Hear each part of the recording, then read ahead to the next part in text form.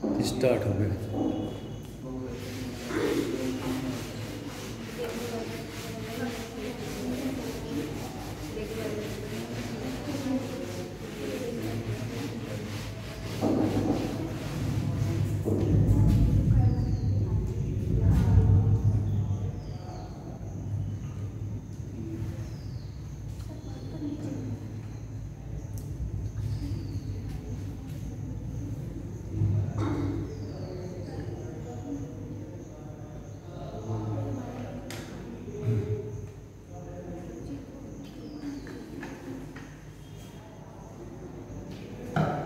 देखिए आपका animal kingdom से इस बार शेड्यूल आया है आपका मार्फोलॉजी का।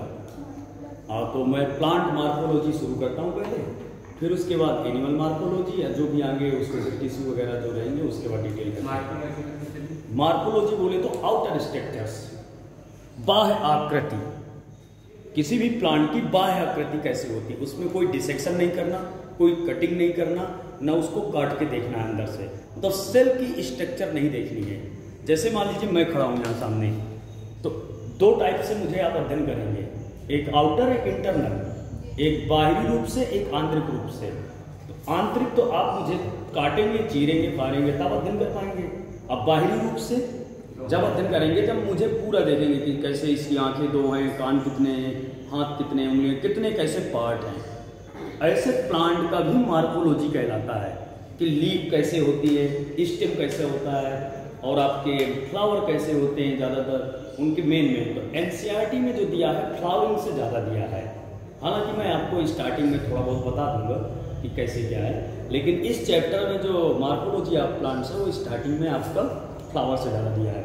तो चलिए इसमें से थोड़ा सा शुरू कर देते हैं कि क्या रहता है। तो इनमें से जैसे आप कह सकते हैं कि पहले रूट हम देख लेते हैं क्या होती है। रूट्स क्या होती हैं? रूट हमारी मोस्टली टू टाइप्स की होती हैं। जड़ें, रूट मतलब जड़, जड़ जानते हैं आप, जमीन के अंदर होती है। पॉजिटिव जियोट्रॉपिक होती है। क्या होती है? जो कंपटीशन में क्वेश्चन पूछा जाता है, पॉजिटिव जियोट्रॉपिक होती है। निगेटिव फोटोट्रॉपिक्स होती है।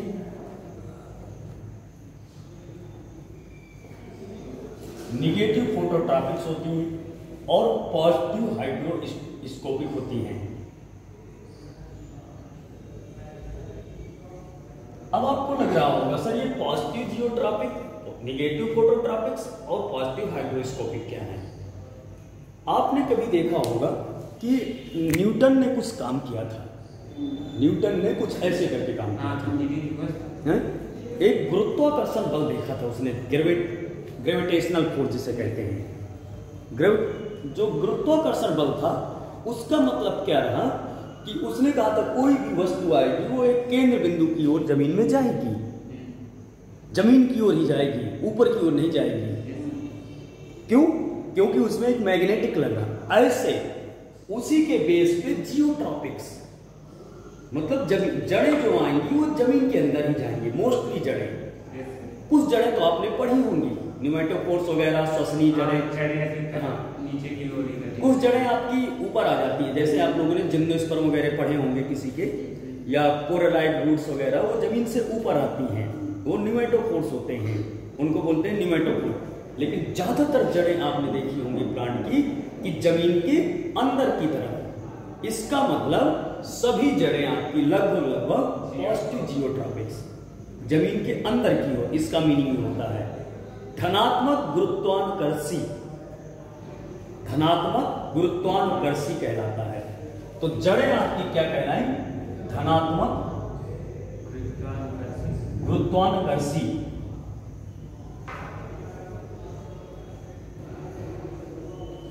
अब सेकेंड पॉइंट आता है, मैंने लिख दिया कि निगेटिव फोटोट्रॉपिक्स। फोटो मीन्स फोटॉन, एक तरह से कह दिया जाए। Photon mean electron, group of the electron is called photon. इलेक्ट्रॉनों के समूह को फोटॉन कहते हैं। अब यहां पौधे की बात हो रही है, फोटॉन और इलेक्ट्रॉन कहां से आ गया? सूर्य की किरणें पौधे पे गिरती हैं, एक संचित रूप से ग्रुप में इकट्ठा होकर एक्टिवेट हो जाती है क्लोरोफिल में। तो जिससे क्या होता है? हमें ग्लूकोज बनता है, फोटोसिंथेसिस होती है। 6 CO2 12H2O C6H12O6 प्लस आपके ATP एनर्जी बनती है।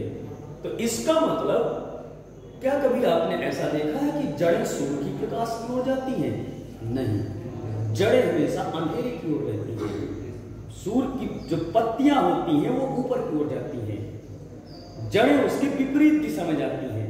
तो आप कह सकते हैं इसमें से निगेटिव या ऋणात्मक प्रकाशनुवर्ती जड़ें हमेशा प्रकाश से विपरीत दिशा की ओर जाती हैं। अब पत्तियां हमेशा प्रकाश की दिशा में ओर जाती हैं। आपने लोकोमोशन पढ़ा होगा, मूवमेंट या गति, कि 2 गमले लगा दीजिए, या एक में प्रकाश आ रहा हो एक में प्रकाश ना आ रहा हो, जिस पे प्रकाश आ रहा होगा वो उसी तरफ झुकने लगता है, सूरज। जैसे सबसे अच्छा उदाहरण आपका है जो आपके सोलर मूवमेंट का फॉलो करता है, सनफ्लावर, हेलियंथस एनस कहलाता है, एस्टिरेसी में आता है वो। उसमें से रे फ्लोरेट्स और डिस्क फ्लोरेट्स इन आपके फ्लावर पाए जाते हैं। सनफ्लावर जानते हैं, सूरजमुखी, सूरजमुखी वो क्या फॉलो करता है, जिस तरफ को लाइट उसी तरफ को जाएगा। तो आपको कहना है कि निगेटिव फोटोट्रॉपिक से अंधेरे की ओर। थर्ड नंबर आता है पॉजिटिव हाइग्रोस्कोपिक, आर्द्रता ग्राही कहलाता है। हाइग्रोस्कोपिक मीन्स आर्द्रता ग्राही। जड़ें आर्द्रता ग्राही ही होती हैं। क्यों? क्योंकि जड़ें मिट्टी में जो आर्द्रता मिल जाती है, मिट्टी जो आपके जल से मिल जाती है वही तो अवशोषित करता है जल, वही जड़ें अवशोषित करती हैं कि पत्तियों में पानी डाल देने से अवशोषित कर लेता है, मिट्टी को गीला करना पड़ता है। तो इसका मतलब जहां आर्द्रता अच्छी होगी, धनात्मक, वहां पे जड़ें ज्यादा जाएंगी। जैसे आपने देखा होगा नाली या कुएं, हैंडपैप की तरफ जड़ें ज्यादा मिलती हैं। अगर सूखी चट्टान है कहीं उधर को जड़ें कम मिलेंगी आपको। आप खुदाई में भी देखेंगे जड़ें ज्यादातर उस जो साइफन के पाइप होते हैं, पाइप आते हैं ना तो छतों में लगे रहते हैं पानी के, वहां जड़ें ज्यादा निकलेंगी, वहां पेड़ ज्यादा उगेंगे। कभी ऊपरी छत में, सबसे प्लेन छत में क्यों नहीं पौधा उग जाता है? पानी नहीं है, मतलब पानी की ओर आकर्षित हो रहे हैं, आर्द्रता ग्राही रहे। वैसे तो मुख्यतः और भी रहते हैं कि जड़ों के भाग होते हैं। एक आपका रूट कैप होता है, मूल गैप जिसे कहलाते हैं, और रूट इलांगेशन भी रहता है। जो सबसे ज्यादा पूछा जाता है जड़ का ऐसा कौन सा भाग है जिसमें विभाजन नहीं होता है ज्यादातर, वो शांत बिंदु कहलाता है, क्वाइसेंट सेंटर कहलाता है, उस पर विभाजन नहीं होता है, क्वाइसेंट सेंटर। फिर हम ज्यादा उस पर नहीं जाएंगे, वो एनाटॉमी में है क्योंकि वो चीजें।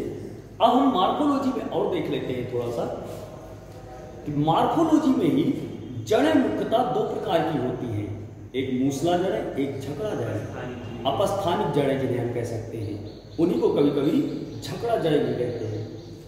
अब आपको लगता होगा सर ये क्या है, कैसे है? बहुत सिंपल है, जड़ों के बारे में देखिएगा। क्यों? मान लीजिए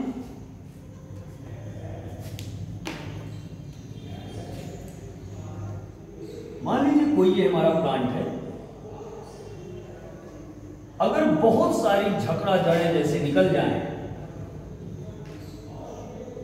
इस तरह, तो यही हमारी झकड़ा जड़ें रहेंगी। एक देसी रूप में समझा दिया कि आप नीचे से उखाड़ेंगे कभी, किसका धान का पौधा उखाड़िए या गेहूं का पौधा उखाड़िए, वो नीचे झकड़ा जैसे रहेगा, अपस्थानिक जड़ें रहेंगी। अब मूली को उखाड़िए आप, मूसला जड़ें मूसर जैसी रहेंगी कि नहीं रहेंगी? लेकिन उसमें छोटी-छोटी, हाँ, वो रेसे रहते हैं फाइबर्स के। वो किसके लिए? वाटर एब्जॉर्प्शन के लिए, क्योंकि वो नहीं रहेंगे तो वाटर कैसे एंट्री करेगा सभी पार्ट से। तो ये तो देसी फॉर्म में आप समझ जाएंगे, लेकिन अब बायोलॉजी की भाषा में कैसे आपको कोई कह दे कि बायोलॉजी बताइए, तो बायोलॉजी में क्या होता है, जब किसी सीड का ओरिजिन होता है तो सीड के ओरिजिन में सबसे पहले रेडिकल निकलता है, जिसे बोले मूलांकुर। क्या बोलते हैं? मूलांकुर। सबसे पहले मूलांकुर निकलता है। चना जो घर में उगता है तो तो सबसे पहले पार्ट सीड में मूलांकुर निकलता है। अब आपसे कोई कह दे अगर कि सर चना ये 6 महीने रखा रहता है फिर जाके बोया जाता है, सोइंग की जाती है, SOWING, सोइंग मतलब बोना एक तरह से, या भिगोना उसको, तो उसके दरमियान के समय को क्या कहते हैं, या उस बीज के समय को क्या कहते हैं? चना आ गया था मई में, सुप्त अवस्था कहलाती है, साहब डॉर्मेंसी कहलाती है, सीड डॉर्मेंसी कहलाती है। चना आ गया था आपका अप्रैल मई में और वो अक्टूबर तक रखा रहता है, लेकिन वो खत्म नहीं होता है, डेड नहीं होता है, वो उस समय सुप्त अवस्था में जाता है जब तक वो अपने लिए अनुकूल वातावरण नहीं पाता है, अनुकूल वातावरण नहीं पाता है। मान लीजिए आप यहाँ पढ़ने, अगर मैं अच्छा ना पढ़ाऊं तो आप इतने भी नहीं बचेंगे जो हैं, वो पता नहीं था कि आपको पढ़ाना है। हाँ, नहीं तो इससे ज्यादा होते, मुझे मालूम था। अगर नहीं 4-6 बच्चे तो हैं वो जो मुझे मिले भी हैं, लेकिन मैं गाड़ी में रफ्तार में था तो मैंने ज्यादा टोका नहीं उनको। ये थोड़ा सा मेरा भी है कि मैं पहले से इन्फॉर्म नहीं कर पाया आपको। हाँ अच्छा, पूरे हाँ अच्छा, तो देखिए चलिए ठीक है, लेकिन इंतजार करने वालों को कभी कभी अच्छी चीज़ें भी मिल जाती हैं, जो ज़्यादा आगे आगे दौड़ते हैं उनको कम चीज़ें मिलती हैं। कभी कभी इंतजार करने अच्छी चीज़ें बताऊंगा मैं और अच्छे से। तो देखिए अगर मान लो मैं अच्छा नहीं पढ़ाऊँ तो आप लोग क्यों बैठेंगे? हर व्यक्ति चाहता है कि अच्छी चीज़ मिले, अच्छा नॉलेज मिले। और टीचर और बच्चे के अंदर का एक ऐसा रिलेशन होता है कि बच्चा तुरंत समझ जाता है टीचर की क्वालिटी कि इसमें दम है कि नहीं है, उसको गुमराह नहीं कर सकते हैं। देखो एक झूठी प्रशंसा होती है, एक सच की प्रशंसा होती है। तो मैं तो कहता हूं कि आप सब ग्रुप में जुड़ जाइए, आप मेरे नाम से ही आइए, सब लोग ज़्यादा से ज़्यादा आए, क्योंकि जैसा मुझे आकलन बताया गया है कि मोर देन 50 बच्चा है आपके ग्रुप में बायोलॉजी में, तो 50 में एटलीस्ट 40 या 35 तो आ ही सकता है। इतना भी खराब नहीं भाई, मैं तो अपने लिए कहता हूं, मैं अपने सब्जेक्ट के लिए, आपको जो भी डाउट हो नीट के अलावा भी कहीं से कुछ भी पूछिए आप बायो में, बोलता हूं कि नहीं बोलता, कभी भी कुछ भी पूछिए जो ना आता हो आपको, हम बताएंगे आपसे हर चीज, चाहे BSc का पूछिए चाहे MSc, कुछ भी पूछिए। लेकिन आप ये, क्योंकि ये तैयारी यहाँ पे है तो हम नीट ही बताएंगे यहाँ पे, लेकिन अगर लगता है कभी आपको कि सर ये चीज़ और बता दीजिए, हम आपको डिस्कस करेंगे। अब देख लीजिए मूलांकुर पहले निकलता है, तो ये दोनों फिर क्या कहलाते हैं? उनके दोनों पार्ट आपके बीज पत्र कहलाते हैं, कॉटिलीडॉन कहलाते हैं, इनको कॉटिलीडॉन कहते हैं। अब ऊपर का भाग जो कहलाता है वो आपका प्लेव्यूल कहलाता है। प्लेव्यूल मतलब बोले तो आपका एक तरह से सूट पार्ट कहलाता है, आपके प्रेरोह पार्ट जिससे तना या पत्तियां निकलती हैं। तो इसका मतलब जो जड़ें मूलांकुर से विभाजित हो, जैसे मूलांकुर है आपका, मान लो इसी पे आपका विभाजन ना हो, दूसरी कोई निकलने लगे, तो वो क्या हो जाएंगे? झकड़ा जड़ें। अगर इसी के आगे फिर विभाजन चालू होता जाए ऐसे करके नीचे की ओर, तो वो आपकी क्या रहेंगी? मूसला जड़ें। ज्यादातर मूसला जड़ों का एक और पाया जाता है, बोला जाता है, ज्यादातर मूसला जड़ें टैप रूट जिन्हें बोलते हैं इंग्लिश में, क्या कहते हैं? Tap root, adventitious root, adventitious roots, root are 2 types. Tap root mostly dicot में पाई जाती है, द्विबीजपत्री में, और एडवेंटियस रूट मोस्टली आपकी मोनोकाट में मिलती है, ज्यादातर ग्रासेस में पाई जाती है। ग्रासेस का फैमिली पोएसी कहलाता है, जिसका ओल्ड नेम ग्रेमनी है। अगर कोई पूछता है ग्रासेस का फैमिली क्या है, आपको कहना है पोएसी है, इसका ओल्ड फैमिली नेम भी है ग्रेमनी, ग्रेमनी है ओल्ड फैमिली नेम। तो इसके बाद ये आपकी, अब बाकी वो डाइकाट में, तो ज्यादातर आपके डाइकाट में रहते हैं।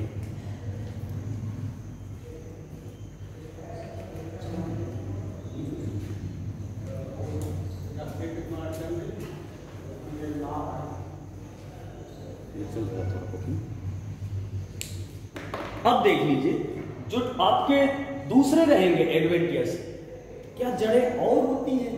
हाँ, और भी होती हैं कुछ जड़ें। कुछ जड़ें हमारी फाइब्रस भी होती हैं, रेशेदार होती हैं, जो तना या पत्ती से निकल आती हैं, उन्हें रेशेदार जड़ें कहते हैं। जैसे आपके दिमाग में चल रहा होगा कि सर कभी कभी बबूल या बरगद से भी निकल आती है जड़ें, उन जड़ों को क्या कहते हैं? उन्हें फाइब्रस जड़ें कहते हैं, रेशेदार जड़ें कहते हैं। आगे चल के फिर वो भी आपकी क्या बन जाती है? टैबलेट बनती है जाके, जब वो जमीन के अंदर, वो हमारा कैनोपी जो कहलाता है। कैनोपी बोले एक शब्द आ गया है नाम मेरा। जैसे मान लीजिए ये कोई प्लांट है,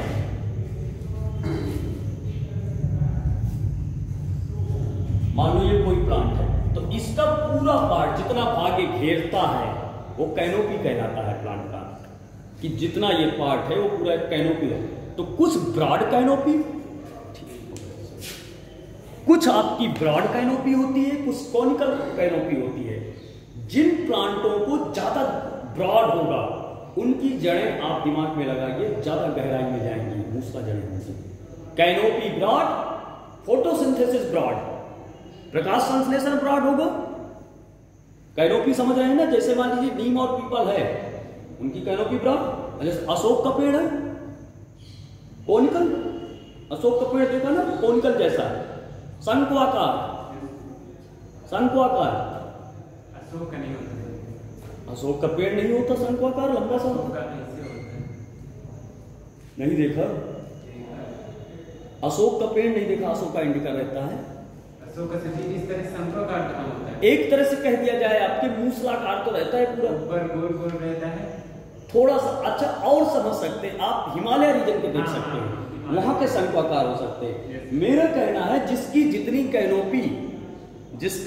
कैनोपी बड़ी, उसको फोटोसिंथेसिस में वाटर उतने ट्रांसपीरेशन की जरूरत, उतने ट्रांसपीरेशन की जरूरत, तो उसकी रूट भी उतनी ब्रॉड जाएगी। क्लियर? ये आपकी कुछ जड़ें हमारी न्यूमेटोफोर्स होती हैं, जमीन से ऊपर निकल आती हैं। जैसे आपकी कुछ श्वसनीय जड़ें कहलाती हैं, जमीन से ऊपर निकल आती है। जैसे कुछ जिम्नोस्पर्म की आपकी आती है इंपॉर्टेंट कोरेलॉइड रूट्स, या उनको प्रवालाभ जड़ें, प्रवालाभ जड़ें। इधर 2-3 सालों से हिंदी कुछ पढ़ा रहा हूँ, हिंदी मीडियम बच्चों को, तो शब्द बहुत टर्मिनोलॉजी याद हो गया है, क्योंकि वो खुश नहीं होता था हमसे, हिंदी नहीं बोलता था हिंदी मीडियम में। हालांकि आज भी एक बच्चा कह रहा था कि सर 2 बच्चे इसलिए गए हैं कि आप इंग्लिश ज़्यादा बोलते हैं। रफ्तार में कभी कभी निकलता है हम, लेकिन आपको मैं कोशिश करता हूं कि पूरा बता दूं, समझा दूं। नहीं आया समझ? जो भी आया इतना तो मिक्स चलता है, पूरा देसी रूप आप पढ़ेंगे तो कैसे चलेगा काम? हाँ, वही कह रहे हैं। तो इतनी सी बात हो गई। अब आ जाते हैं थोड़ा सा, ये जैसे आपसे कह दिया जाए स्टेम के बारे में क्या है सर? स्टेम हमारा फोटोट्रॉपिक्स है, पॉजिटिव फोटोट्रॉपिक्स है और निगेटिव जियोट्रॉपिक है। स्टेम क्या करता है? तना प्रकाश की ओर जाता है तो धनात्मक प्रकाशनुवर्ती है कि नहीं है? और निगेटिव आपका गुरुत्वानुवर्ती है। जड़ तना हमारा जमीन के अंदर की ओर नहीं भगता है, ऊपर की ओर जाता है। तो अगर इसी में थोड़ा बहुत और पूछा जाता है कि सबसे पहले जुवेनाइल स्टेज आती है, बच्चे कोई भी होती है जुवेनाइल स्टेज बोले तो बाल्यावस्था होती है,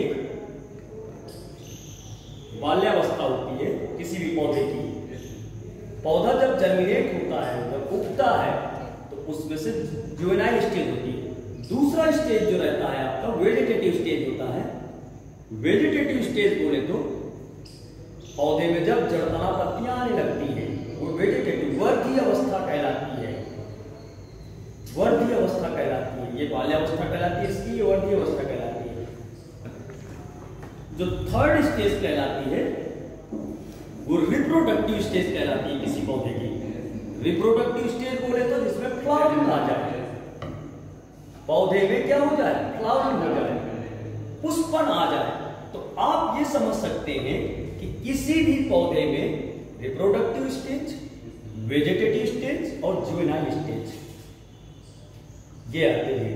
तो यहाँ पे मार्फोलॉजी में जो ज्यादा डिस्कस करके बताया गया है चैप्टर में, आपका रिप्रोडक्टिव में ज्यादा, फ्लावर के बारे में ज्यादा बताया गया है।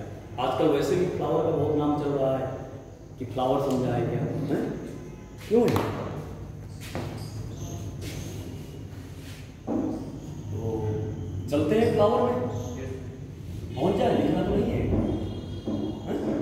लिख लिया है सर, ये नोट कर लीजिए, थोड़ा सा नोट कर लीजिए, ज्यादा से ज्यादा कम से कम हमारे ग्रुप में जुड़िए यार, पढ़िए। भाई देखिए, आपको हमारे पढ़ाने से बेनिफिट ही मिलेगा। अगर आपको लगता है कहीं कि सर ये चीज नहीं बताते या ऐसा कुछ, तो आप पूछिए, खुलकर पूछिए, कभी नहीं डांटिएगा। जैसा भी जो भी कुछ नहीं आता है आपसे, बायो में कभी क्वेश्चन इमेजिन करिए, लिख के लाइए, कुछ भी पूछिए तो मैं बताऊंगा। हालांकि चैप्टर वाइज चैप्टर तो हमारा चल ही रहा है, लेकिन जब कभी और भी कुछ रहा आपके सब्जेक्ट में तो जरूर बताइए।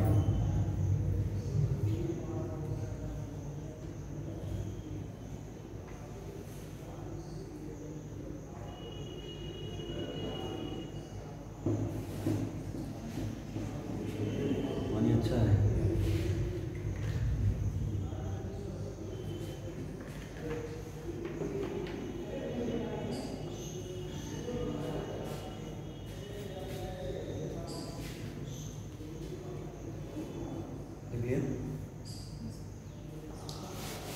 अब हम सीधे फ्लावर में चले जाते हैं डायरेक्ट।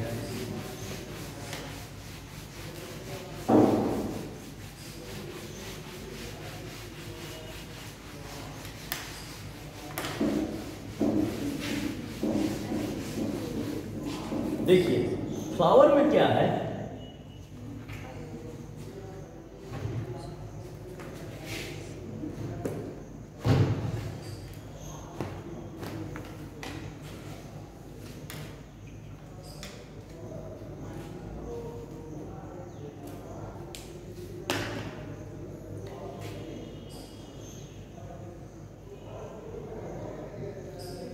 हमने ये भी बताया था कि स्टडी ऑफ फ्लावर आपका एंथोलॉजी कहलाता है।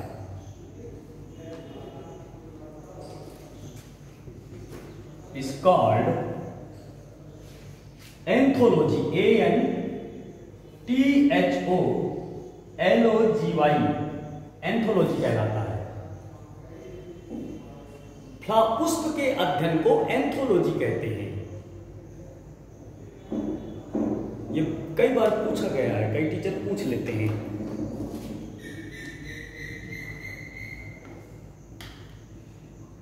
पुष्प के अध्ययन को एंथोलॉजी कहते हैं।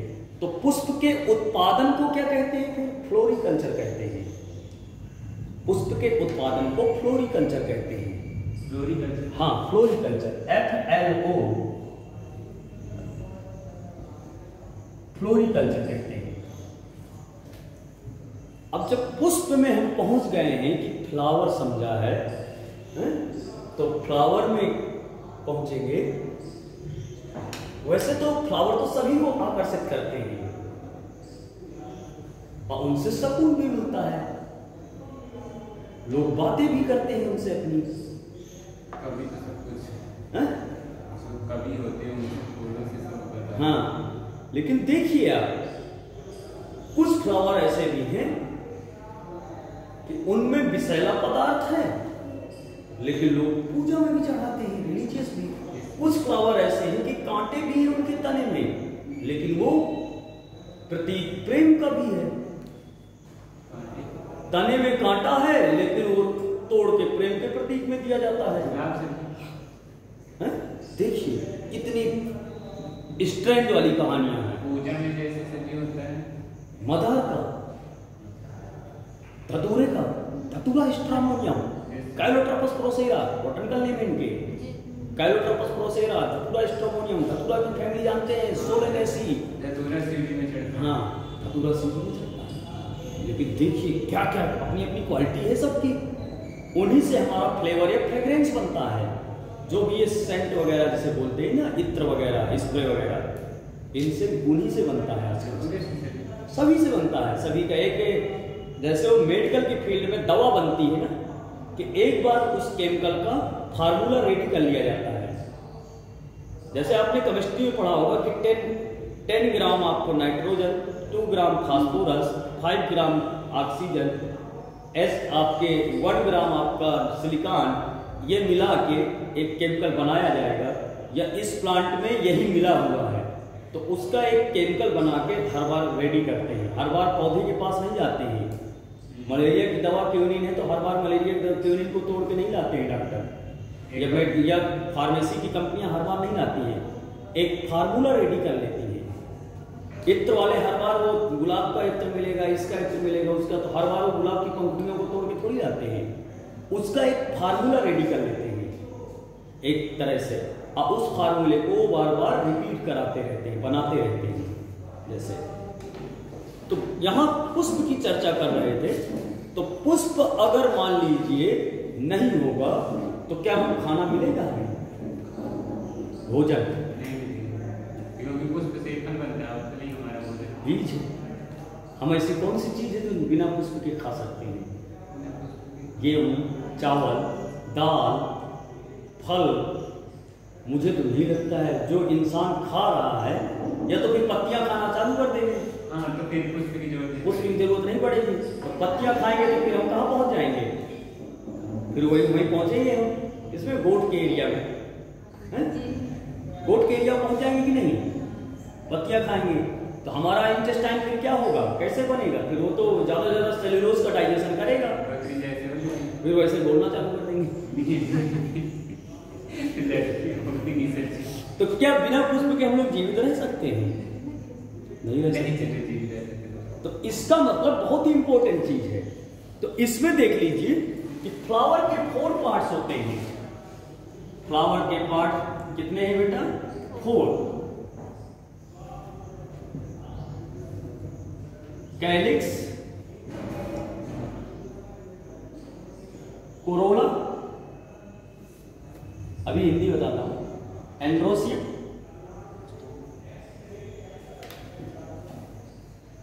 गाइनोसियम।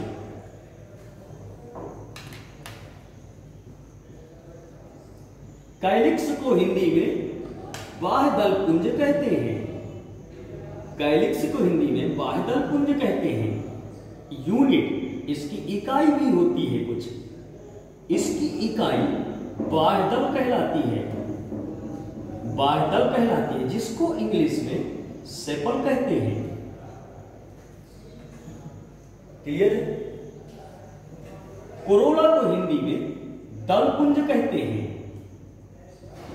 दलपुंज। अगर कोई पूछता है बेटा फ्लावर के पार्ट बताइए, फ्लावर के पार्ट बताइए, पुष्प के भाग बताइए, तो आपको बताना है कैलिक्स, कोरोला, एंड्रोसियम, गाइनोसियम, दलपुंज। इसमें से आपको इसकी हिंदी दल कहलाती है। अब आप कह रहे होंगे सर क्या इकाई है, क्या है, कुछ कंफ्यूज कर रहा है, आपके मन में चल रहा होगा। जब ग्रुप में होगा तो दलपुंज कहलाएगा, जब सिंगल होगा तो दल कहलाएगा। मान लीजिए गुलाब की पंखुड़ियां ग्रुप में हैं तो दलपुंज कहलाएंगी एक तरह से, और जब वो सिंगल होंगी तो दल कहलाएंगे, पेटल कहलाएंगे, दल कहलाएंगे। अब यहां पर आपको जायान कहते हैं, जायान।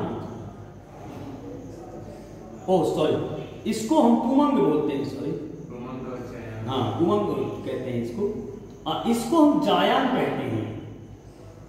पुमंग से बोले तो ये आपका न याद रहे तो उ से पुरुष, ए से आदमी, एंड्रोसियम। देखिएगा, उ से पुरुष, ए से आदमी,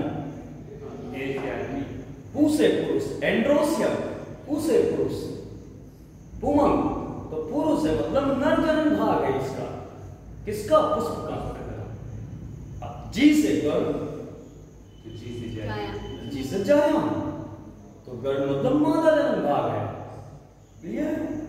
कोई डाउट? इसको हम कह सकते हैं जायान।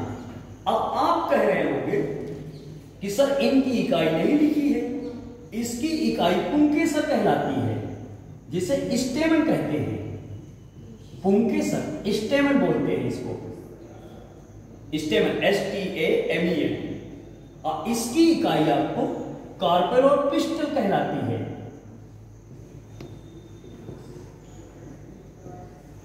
अब कार्पेल और पिस्टल मीन्स कहलाता है, पिस्टल आपका स्त्री केसर, स्त्री केसर कहलाता है। हिंदी में इसको क्या कहते हैं बेटा? स्त्री केसर।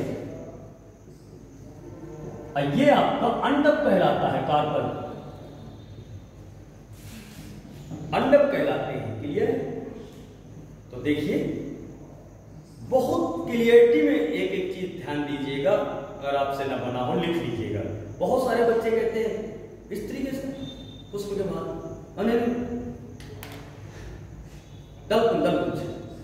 क्लियरिटी में पूरा एक भाई देखिए, आप ग्रेजुएशन मान लीजिए, इंटर पास है या इंटर पढ़ रहे हैं, तो आप चाहे पढ़िए इतना, मैं रोज बोलता हूं हर क्लास में आके, क्लियर जो भी पढ़िए आप मन के अंदर विचार करके पढ़िए कि आज मैंने इतना जीवन भर के लिए लर्न कर लिया, मेरा फिक्स हो गया हमेशा के लिए, ये टॉपिक अब मुझे नहीं भूलना चाहिए, ये मुझे क्लियर हो गया है बस। उसके लिए मैंने बोला था कि जब आपका मन, मस्तिष्क, लहू, आपका ब्लड, आपकी कैपिलरी वेन, आपकी आर्टरीज, आपका हार्ट, आपका nervous system, central nervous system, आपके हार्मोन्स, सब उसी सब्जेक्ट में आपके ध्यान योग करेंगे उसी के अनुसार, तब वो ऑटोमेटिक याद होने लगेगा। कहीं भी कुछ भी एक भी इंच इधर उधर रहा तो समझ लीजिए आप पूरा टाइम दीजिए अपने सब्जेक्ट के लिए, अपनी पढ़ाई में। मोबाइल, सोशल मीडिया बिल्कुल छोड़ दीजिए, ज्यादा बहुत कम, फायदा हो तभी देखिए, बाकी बिल्कुल छोड़ दीजिए, कोई फायदा नहीं ज्यादा। यूट्यूबर, अगर आपको लगता है कोई यूट्यूबर अच्छा है या आपको अच्छा पढ़ सकते हैं या कोई जानकारी दे सकता है तो पढ़ सकते हैं, मना नहीं, लेकिन फालतू की न्यूज़ें, फालतू के सोशल मीडिया, फालतू की चीजों में, फालतू के बहकावे में क्या है, ये सब मत देखिए, कुछ नहीं, कोई फायदा नहीं है। एक दिन जीवन में ऐसा आएगा कि कोई साथ नहीं देगा, आपका मस्तिष्क जितना ज्ञान अर्जित किए होंगे उतने काम आएगा बस। यही एक एज होती है, समझ लीजिए, आपको सब कुछ पानी की। इसके बाद जैसे ही 25 एवं हो जाएंगे आप ना, तो आपको ये दुनिया भी इग्नोर करने लगेगी। अभी तो आपके दोस्त और घर में और आसपास के लोग इग्नोर कर रहे हैं, 25 के बाद फिर दुनिया भी आपको इग्नोर करेगी। तो उसके पहले आप कोशिश करते रहिए, मेहनत करते रहिए, रोज पढ़ते रहिए, दम से मेहनत करिए, कम मत पढ़िए। अगर आप यहाँ तक आते हैं किराया खर्चा करके, किराया लेके पढ़ने, टाइम दम से पढ़िए, उस चीज को पढ़िए। मैंने कई बार बोला कि NCERT भी ले लीजिएगा, या जो पढ़ाया है उसको देखिएगा। तो ये तो इतनी बातें हो गई कि पुष्प के भाग, बाह्य दलकुंज, दलकुंज, पुमंग, छाया। आपको मालूम होना चाहिए कि ये दोनों हमारे क्या कहलाते हैं, एक्सेसरी ऑर्गन्स कहलाते हैं, एक्सेसरी ऑर्गन्स कहलाते हैं, एक तरह से सहायक अंग कहलाते हैं पुष्प के। क्या कहलाते हैं? सहायक अंग या आउटर वॉल कहलाते हैं। आउटर वॉल भी कहलाते हैं, WHOR। बाह्य चक्रण भी कहलाते हैं, बाह्य चक्र, वॉल मीन्स कहलाता है चक्र, ये बाह्य। अगर कोई कह दे पुष्प में कितने चक्र होते हैं, 4 चक्र होते हैं, 4 भाग में मिलकर बना है, 4 चक्रण होते हैं। अब चक्र क्यों कहते हैं? क्योंकि चारों तरफ लगे होते हैं, चक्राकार, कि एक तरफ लगा होगा पुष्प, मान लीजिए तो चारों तरफ लगा होगा। दलकुंज, आपके बाह्य दलकुंज, सब चारों तरफ लगे होंगे, एक तरफ तो लगा नहीं होगा, इस वजह से वो चक्रण में रहता है। तो फिर इसका काम क्या है कैलिक्स का? कैलिक्स का इन तीनों को सपोर्ट किए रहना, एक तरह से बिखरने न पाए, गिरने न पाए, टूटने न पाए। और भी कोई कार्य होगा? हाँ, मान लीजिए पत्तियां गिर जाती हैं तो कभी कभी ये एजेड फोटोसिंथेसिस कार्य करने लगता है, प्रकाश संश्लेषण थोड़ा बहुत सपोर्ट करता है, वो कोशिश करता है कि मेरा पुष्प गिरे ना, इसमें कभी जनन हो जाए, फूल बने। इसकी भी रक्षा करती है ना, जैसे हवा आती है। हाँ, वो तो मैंने पहले ही बताया ना कि इन चारों की रक्षा करता है, प्रोटेक्शन करता है।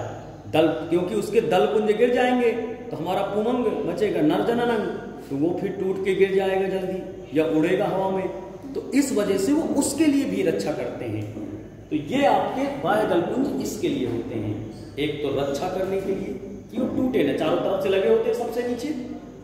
टमाटर देखा है घर में आता है, टमाटर में हरी हरी छोटी छोटी पत्तियां जैसी लगी होती हैं, वो दलपुंजी है। बैगन देखा है, बैगन जैसे बोलते हैं कि उसको नरुआ हटा दो, बुंदेलखंडी में बोलते हैं ना, आप लोग कहते हैं ना उसको, वो उसका दलपुंजी वो है, आपका बाह्य दलपुंजी है, वो बाह्य दलपुंजी है, वो जो ऊपर 4 कोने में 5 में लगा रहता है ना, वो बाह्य दलपुंजी है। हाँ, गुलाब जैसे पूरा हट जाए तो उसमें भी रहता है। गुलाब की याद बहुत कर रहा है।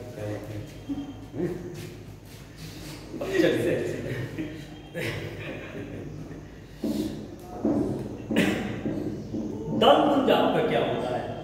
दलपुंज वैसे तो ये आकर्षण के लिए होते हैं। पहला इनमें एंथोसायनिन पिगमेंट्स रहता है। एंथोसायनिन क्लोरोफिल नहीं होता है इनमें से। एंथोसायनिन पिगमेंट एक तरह से कलरफुल होते हैं, पीले नारंगी लाल हरे सब तरह के रहते हैं। तो इनका काम क्या है, क्यों कलरफुल रहते हैं?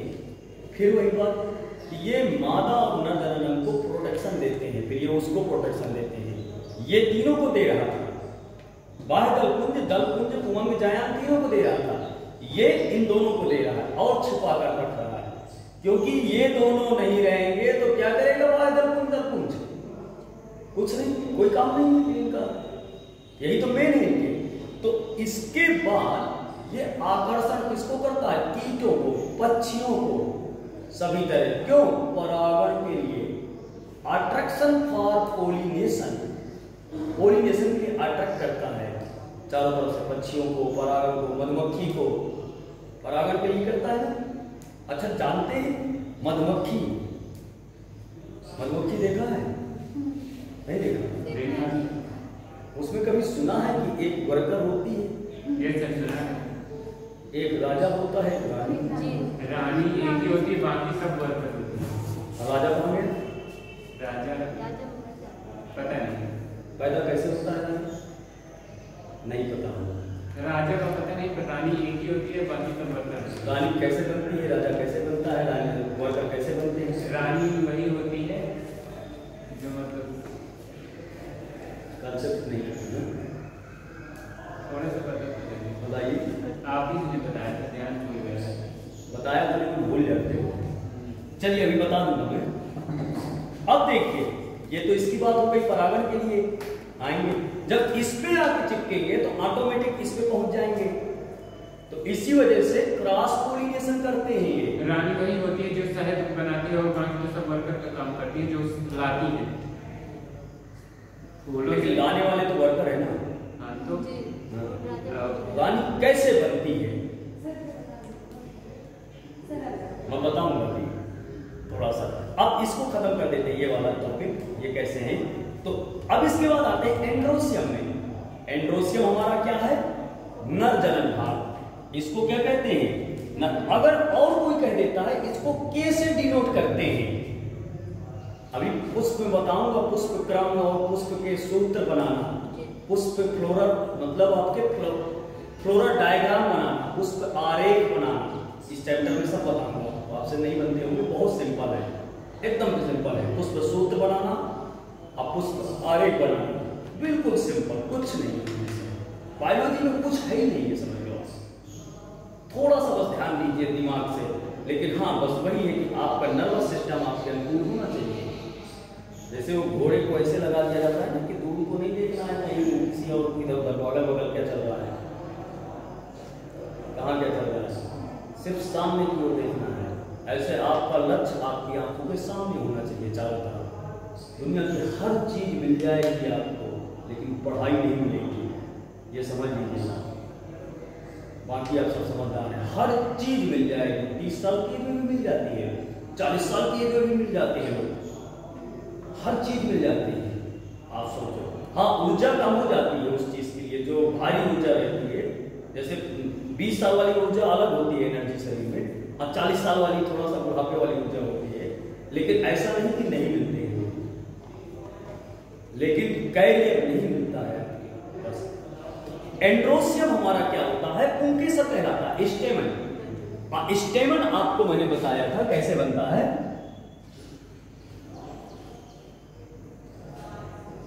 ये आपका एंथर होता है, जिसे आप पराग से परागण कहते हैं, पराग। और ये आपका कनेक्टिव टिश्यू होता है, कनेक्टिव टिश्यू रहता है। और ये आपका फिलामेंट होता है। तो एंथर प्लस फिलामेंट पुतंतु, एंथर हो गया, ये फिलामेंट तंतु या पुतंतु, ये दोनों मिलकर स्टेमन बनाते हैं। स्टेमन, अगर कोई कहते स्टेमन क्या है, तो इसको और इसको प्लस करके स्टेमन कह सकते हैं आप। इस पुंकेसर कहते हैं। क्लियर हो? तो फिर ये कनेक्टिव टिश्यू संयोजी ऊतक का वर्क क्या है? कनेक्टिव टिश्यू बोले तो संयोजी ऊतक हिंदी में, ये इनको ट्रांसपोर्ट का काम करता है, फूड और वाटर के लिए। इसमें थोड़े जाइलेंट फ्लोएम रहते हैं थोड़े थोड़े,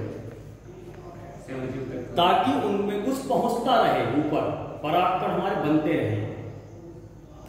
अब आपको लग रहा होगा कि सर इसके इसमें से और भी रहते होंगे। ये मोनोएडल्फस, डाइएडल्फस, पॉलीएडल्फस भी होते हैं। मोनोएडल्फस बोले तो सिंगल में हो, सिंगल में हो। डाइएडल्फस बोले तो दो ग्रुप में हो।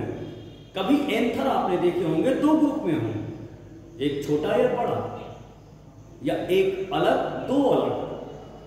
तो मोनोएडल्फस, डाइएडल्फस और पॉलीएडल्फस बोले तो बहुत सारे उसमें से ग्रुप में बने हुए, दो से भी ज्यादा। एक बार पूछा गया है ये। अब इसी में एक वर्ड आता है कि सर पेरियंथ क्या कहलाता है?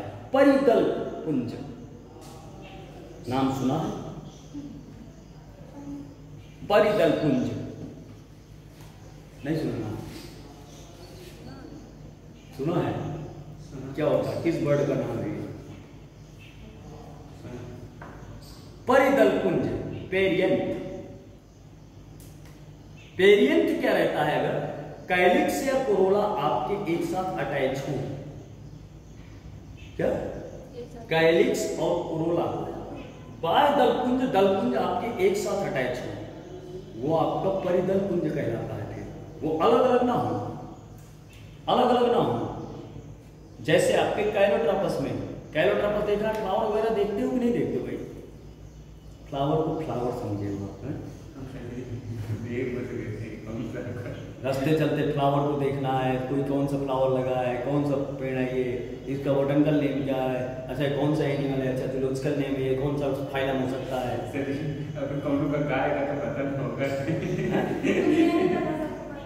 गाय का मालूम है, मैमल होता है, मेमोरी ग्लैंड्स होती है, बता चुका हूं मैं। क्यों भाई? मैमल, कार्डेटा है, मैमल वर्ग आपका क्लास है ना, उसमें से मैमल में आते हैं ना स्तनधारी जंतुओं में गाय का। अब क्यों होते हैं मैं भी बता चुका हूं, क्योंकि मेमोरी ग्लैंड प्रेजेंट होती हैं, दुग्ध ग्रंथियां प्रेजेंट होती हैं। हाँ, अब मैंने बताया तो आपको सबको है, अब याद नहीं रहता, ये आपकी बातें हैं। इसमें से पेरियंथ आपका क्या है लिख लीजिए। पेरियंथ, ये हेडिंग डाल लीजिए, पेरियंथ परिदल पुंज।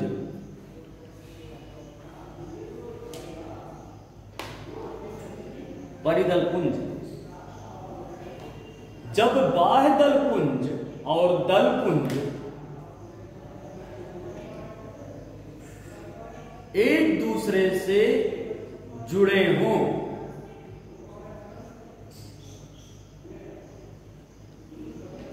परिदल पुंज कहलाते हैं। बाह्य दल पुंज, दल पुंज एक दूसरे से जुड़े हों।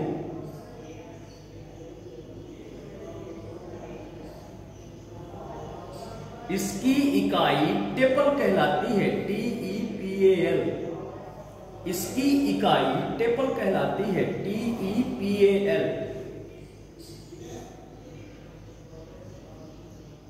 अब इकाई क्या होगी जैसे समझ लीजिए, पूछ ले।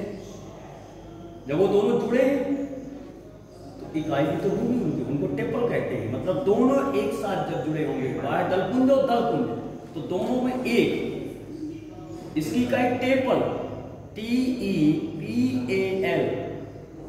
संकोच किस बात का भाई, बोलिए आप। मैं फोन मारता हूँ, चिल्लाता हूँ आपको। वैसे भी ग्रहण लगा हुआ है कि बिल्कुल विलुप्त होने की प्रजातियों में बैठे हैं आप। जब तक क्लास भरा ना हो तब तक देवेंद्र त्रिपाठी को पता है सरकार, नशा नहीं चढ़ता है पढ़ाने में, ये रियलिटी है।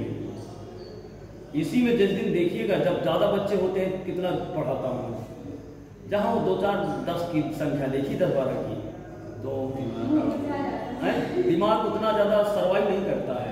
ऐसी में कभी 50 बैठा के देखिएगा, फिर देखिए कितना झूम के पढ़ाऊंगा। जितनी संख्या उतना ही दिमाग आता है, उतना ही ज़्यादा और अच्छे। ऐसा नहीं कि नहीं पढ़ाया, देखिए आपको मन लगा के पढ़ाया, हर चीज़ बता रहा हूँ, लेकिन और भी चीज़ें अंदर से आती हैं। वो लगता है कि सुनने वाला और भी लोग बैठे हैं, बच्चे मेरे सुन रहे हैं सभी को। जैसे वो कहते हैं ना कि नाचने वाले में जब भीड़ लगी होती है तो और अच्छा नाचते हैं, देखने वालों की। हाँ, देखने वालों की भीड़ अच्छी रहती है। इसी तरह रहता है ये टीचर का स्वभाव बेटा। टीचर का ये स्वभाव होता है, जो ओरिजिनलिटी में टीचर होगा, अच्छा टीचर होगा। आप कभी आजमा के देखिएगा, जिस टीचर की क्लास भरी होगी, वो अगर ईमानदारी से टीचर ही होगा तो वो उस दिन और अच्छे से पढ़ाएगा, अगर उसको आता होगा कुछ। हाँ, सस्ते मैंने बताया, सस्ते में हो सकता है, बहुत टाइम पास कराते हैं। हाँ, वो रहता है। अब देखिए इसमें से क्या चलते हैं, यहां तक हो गया। अगर देखिए सिंगल आपका क्या है, पुंकेसर, तो मोनाइडल्फस हो जाएगा। एक आपका पुंकेसरी हो जाएगा, क्या कहलाएगा, एक पुंकेसरी। अगर 2 है तो द्विपुंकेसरी, डाइएडल्फस। आपके अगर कई है तो बहुपुंकेसरी कहलाएगा। पॉलीएडल्फस, मोनोएडल्फस, डाइएडल्फस। इनको लिख सकते हैं अगर मानो आपको कि मोनोएडल्फस,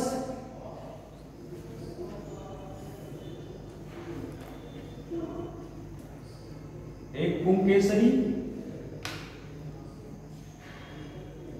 डाइएडल्फस,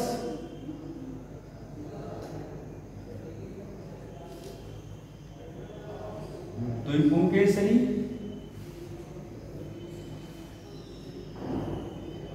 पॉलीएडल्फस।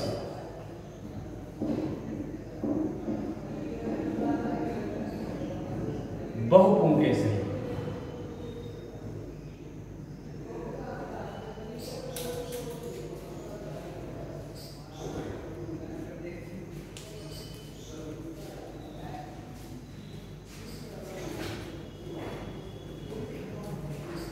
अब इसके बाद आता है ये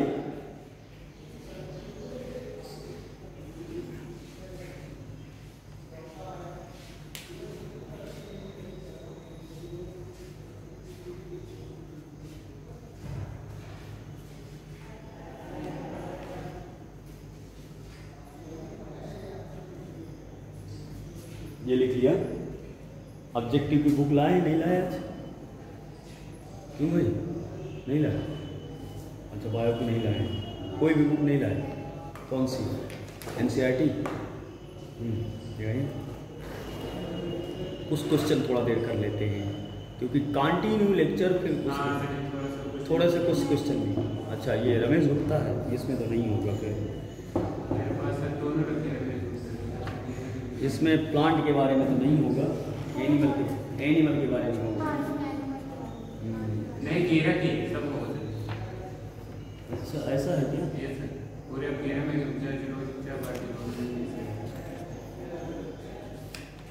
देखते हैं। नहीं सर, वही अलग अलग है, होगा सर रिलेशन। अगर नहीं वाले बुक होगी तो रिलेशन होगी, नहीं बुक है नहीं है, सिर्फ इसमें बॉटनी का है और जूलॉजी का है बस। रिलेशन कौन सा चलिए आप बता रहे हैं? इसमें नहीं है।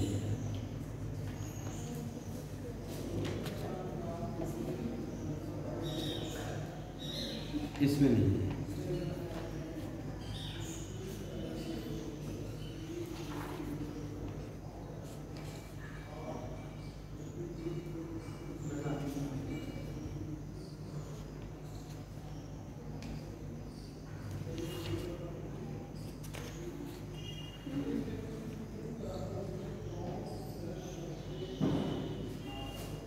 अच्छा, जानते हैं पादप जगत का जोकर कौन कहलाता है? यस सर, बहुत अच्छे से ब्रांड फाइटर। जोकर। जोकर, अच्छा वो तो सर्कल क्या है? हाँ वो भी पता है सर जी, बहुत ध्यान है, पूरा पढ़ा है अच्छे से। मुझे लगता है इंप्रेशन जमाने में ज्यादा हुआ आज। नहीं सर जी, क्या कहते हैं? पादप जगत का जोकर माइकोप्लाज्मा कहलाता है। माइकोप्लाज्मा का बिना कहा जाता था, लिख लीजिए, पादप जगत का जोकर माइकोप्लाज्मा कहा जाता था। पादप जगत का जोकर, पादप जगत, प्लांट किंगडम का जोकर क्यों कहते हैं इसको? प्लांट किंगडम का जोकर, पादप जगत का जोकर, JOCKER, क्योंकि यह बहुरूपी होता है, क्योंकि यह जीव नहीं लिख पाए। पादप जगत का जोकर माइकोप्लाज्मा, MYCOPLASMA,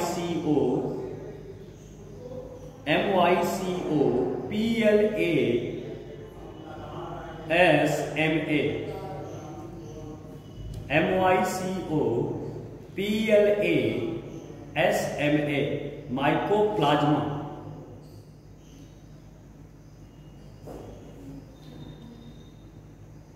MYCOPLASMA कहा जाता था, लेकिन हम नहीं कहा जाता है, लेकिन कभी कभी लोग पूछ लेते हैं। अभी तक तो आपसे ये NCERT में जैसा लिखा है कि सबसे छोटी कोशिका है, वैसे और भी होती है, लेकिन NCERT के अकॉर्डिंग आप कह सकते हैं कि हाँ सबसे छोटी कोशिका है। बिना ऑक्सीजन के जीवित रह सकती है, मैंने बताया था। और लैक ऑफ सेल वॉल होती है, लैक ऑफ सेल वॉल अनुपस्थित होती है। बिना ऑक्सीजन के भी जीवित रह सकती है। कोई ऐसा एनिमल जो बिना ऑक्सीजन के, माइकोप्लाज्मा बोल देना है आपको। इसको PPLO भी कहते हैं, PPLO भी कहते हैं, कैपिटल लेटर में PPLO।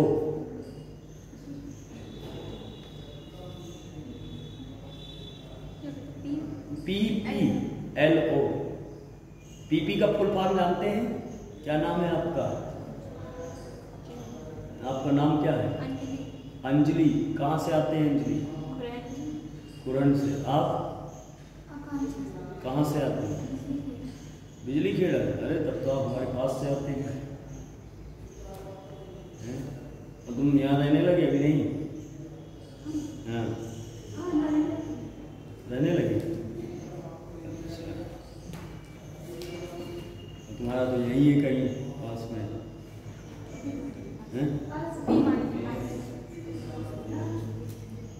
तो चल, और इसमें लिख, PPLO का फुल फॉर्म जानते हैं क्या होता है? Pleuro pneumonia like organism. इधर लिख दूं क्या? प्लूरो निमोनिया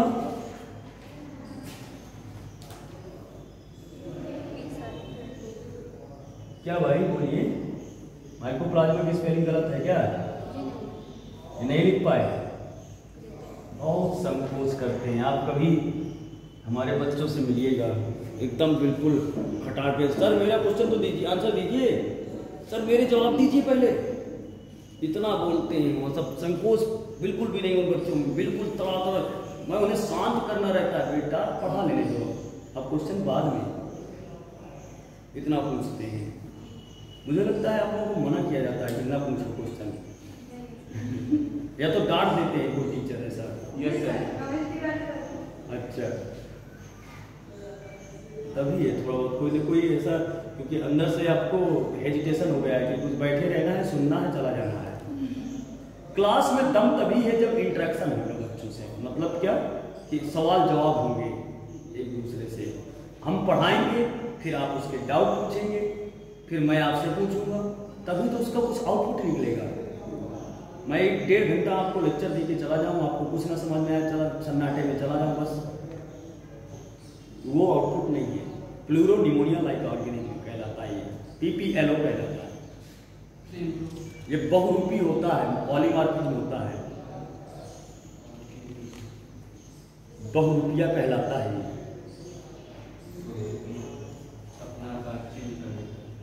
अपना आकार बार बार चेंज कर लेना। बहुत रुपया तो नहीं है भाई, बहुत जल्दी आकार चेंज करते हैं लोग, बिहेवियर चेंज करते हैं आजकल आकार की बजाय।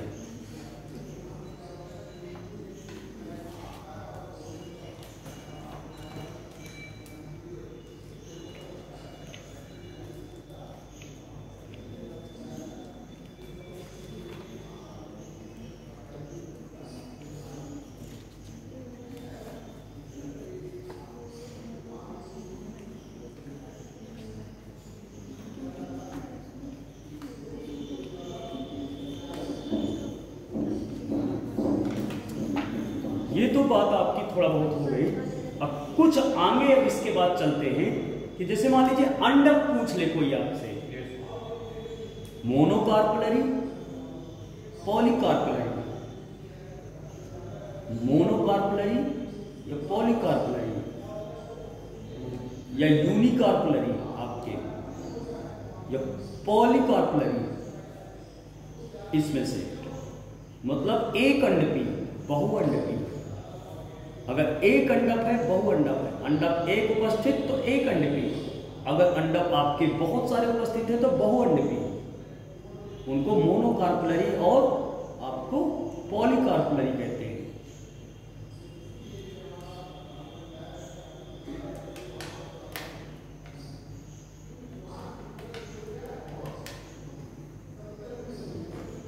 पॉलीपिटेलस आता है एक वर्ड, पॉलीपिटेलस, गैमोपिटेलस, पॉलीपिटेलस, जानते हैं? गैमोसिपेलस, पॉलीसेपेलस।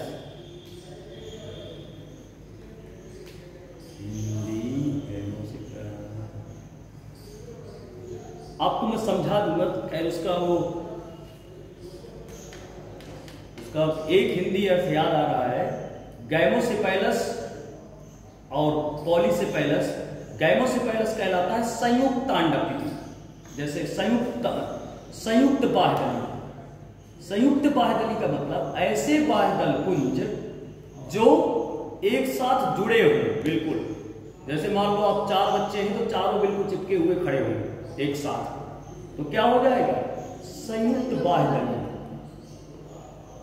क्लियर है? गैमोसिपेलस कहलाएगा। उसको शायद मुक्त बाह्यदली कहते हैं हिंदी में, उसको पॉलीसेपेलस कहलाता है। तो ये लिख लीजिए, ऐसे बाह्यदल या दलपुंज जो संयुक्त रूप से जुड़े हों, ऐसे बाह्यदल या दलपुंज जो संयुक्त रूप से जुड़े हों,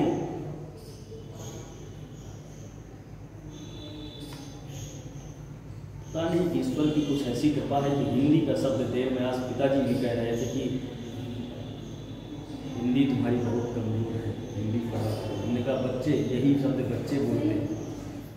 पिताजी आज हमारे कह रहे थे कि हिंदी थोड़ा सा कमजोर है तुम्हारी, हिंदी तुम पढ़ा करो। मैंने कहा हाँ, इंग्लिश में ज़्यादा तुम फोकस कर रहे हो, हिंदी क्यों नहीं? तभी तो हिंदी मीडियम का बच्चा थोड़ा सा कम प्रेफर करता है।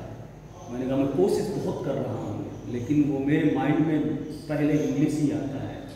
सर आप सही बात है, हिंदी की बुक्स पढ़ा करिए, जैसे बार हिंदी की पढ़िए। नहीं समझ में आएगी मुझे, बिल्कुल भी नहीं। नहीं कोशिश करिए। अब पता नहीं है सभी मानों में बहुत हिंदी मीडियम का लड़का है। हेलो हेलो, हाँ हाँ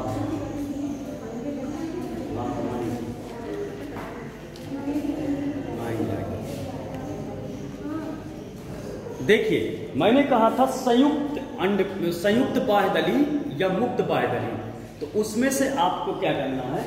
गैमोसिपेलस या पॉलीसेपेलस। गैमोसिपेलस या पॉलीसेपेलस। पॉलीसेपेलस संयुक्त बाह्यदली, संयुक्त बाह्यदली या मुक्त बाह्यदली या स्वतंत्र बाह्यदली भी कह सकते हैं। गैमोसिपेलस और पॉलीसिपेलस। समझ गया है? मतलब ऐसे बात इसी में अगर कह दिया जाए गैमोपिटाइलस पॉलीपिटाइलस, गैमोपिटाइलस पॉलीपिटाइलस, दलपुंज आपके संयुक्त और दलपुंज आपके फ्री, मुक्त फ्री। बहुत सारे दलपुंज, जैसे आप गुलाब की पंखुड़ियां फ्री हैं, और जैसे धतूरा, धतूरे की पंखुड़ियां फ्री हैं क्या? नहीं ना। धतूरे की पंखुड़ियां क्या बेल से घंटी के आकार की बनी हुई है, एक दूसरे से चिपकी हुई है ना। तो गुलाब की हमारी क्या कहलाएंगी? मुक्त पॉलीपिटाइलस, और उसमें संयुक्त, संयुक्त दलपुंज, संयुक्त दली। धतूरा आपका क्या कहलाएगा? संयुक्त दली, और गुलाब आपका मुक्त दली कहलाएगा कि नहीं कहलाएगा? नहीं आया समझ में? गुलाब देखा है, धतूरे का फूल देखा है? धतूरे का फूल व्हाइट या पिंक, या आपको पिंक नहीं, वो तो वायलेट कलर का होता है, बैंगनी कलर का। उसका कभी उनकी पंखुड़ियों को अलग अलग देखा है कि एक साथ जुड़ी हुई देखा है? एक साथ जुड़ी होगी तो क्या होगा? संयुक्त, संयुक्त दली, संयुक्त दली होगा कि नहीं होगा? दलपुंज जुड़े हों संयुक्त, दलपुंज फ्री हों मुक्त, पॉलीपिटाइलस पॉलीसिपेलस। आया समझ में कि नहीं? आया। पक्का? चलिए, जय हिंद, जय भारत। आया है समझ में कि नहीं? हाँ, तो बाकी फिर अगले दिन